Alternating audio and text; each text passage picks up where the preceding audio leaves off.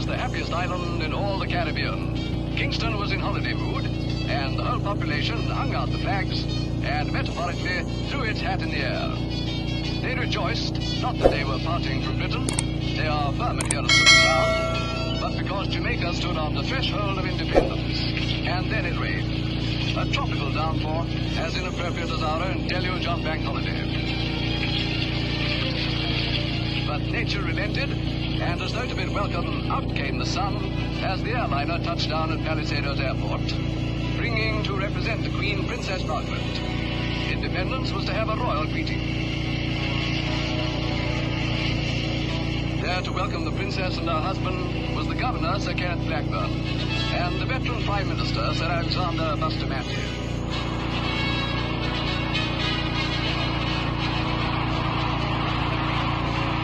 After the greeting of Lady Blackburn, it was the turn of the Premier to bid Her Royal Highness a loyal welcome.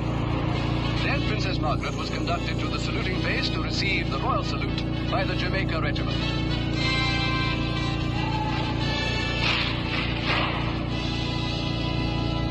The 12-mile drive from the airport and through Kingston gave thousands the opportunity they had long awaited to express their own greeting in unmistakable manner. At the entrance to King's House, the Princess spoke to some disabled children. Among them were Girl Guides and Boy Scouts. They are crippled, but they were not forgotten. The royal visitor had a word, too, with the woman in charge of them. Next day, Her Royal Highness opened the great National Stadium, which nobly expresses the pride and hope of the new nation. Sir Alexander Bustamante received the Princess and Lord Snowdon and conducted them to the royal box. This was the place where, at midnight on the following day, the flag of independent Jamaica would be raised. Princess Margaret said it was fitting that the country would serve as host for the 9th Central American and Caribbean Games. And after the applause came the emotional rendering of the Jamaican national anthem.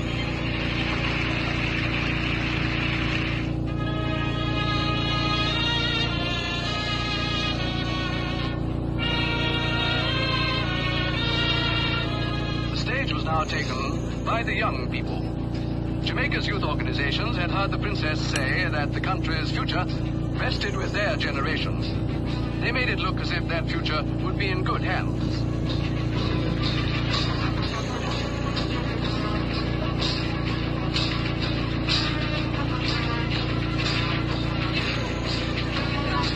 One spectator who had been among the prime movers in achieving independence was the opposition leader, Norman Manley.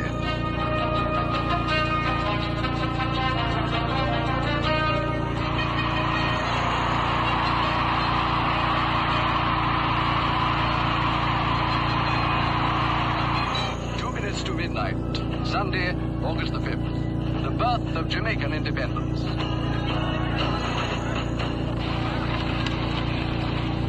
The new flag was about to be hoisted over the stadium. Sir Kenneth Blackburn was soon to be Governor General, the higher rank in accord with the new status of Jamaica as full member of the Commonwealth.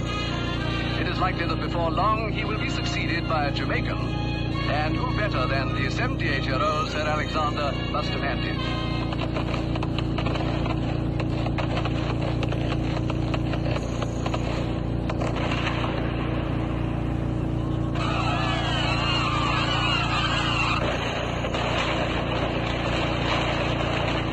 It was another historic day for the emergent nation that saw the state opening of Parliament. The motto chosen for the new coat of arms is, out of many, one people. And here on the Westminster model will sit the Democratic Assembly who will govern the multiracial 1.75 million who will become one people. On this moving occasion, it was Princess Margaret's privilege to represent Her Majesty the Queen. And as always when such duty falls to her, she now inauguration sat the 66 members of the Senate and House of Representatives. Visitors included the papal envoy and dignitaries from independent African states.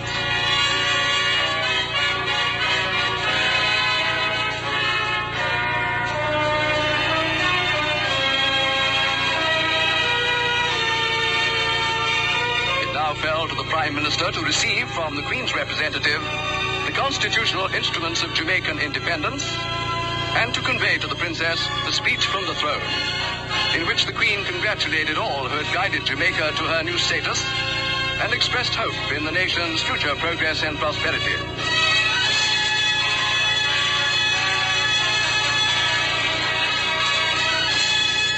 The Prime Minister's address of thanks was seconded by the leader of the opposition, Mr. Norman Manley. The first session of Parliament of Independent Jamaica was opened. It followed the pattern of Westminster, the mother of parliaments, from which democracy has spread and flowered in so many lands. 300 years of British government had come to an end, and peacefully, one more nation had been helped to achieve its yearning for self-government. All wish well to the happy people of independent Jamaica.